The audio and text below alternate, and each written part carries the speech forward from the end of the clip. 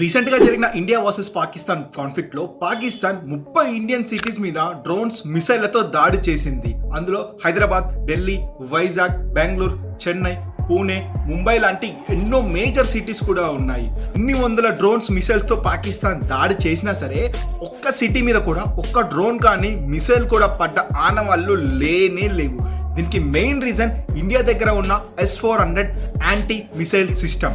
ఈ S-400 triumph system అనేది surface to air anti missile system. మన దగ్గర 5 ఉన్నాయి ఇలాంటివి. ఈ 5ని రష్యా దగ్గర నుంచి 35,000 కోట్ల రూపాయలు పెట్టి 2018లో మోడీ గవర్నమెంట్ పర్చేస్ చేసింది. ఇన్ఫాక్ట్ ఒక్క నిమిషం ఆలోచించండి, ఈ S-400 triumph anti missile system మన దగ్గర లేకపోతే ఈ పార్టీకి హైదరాబాద్, ముంబై, ఢిల్లీ లాంటి మేజర్ సిటీస్ అనేది ఎంత విధ్వంసానికి గురయ్యో.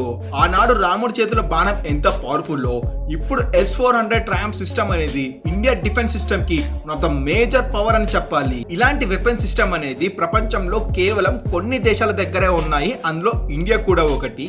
సో రష్యా మనని నమ్మి ఈ టెక్నాలజీ మనకి ఇచ్చినందుకు రష్యాకి ఖచ్చితంగా మనం రుణపడి ఉండాల్సిందే.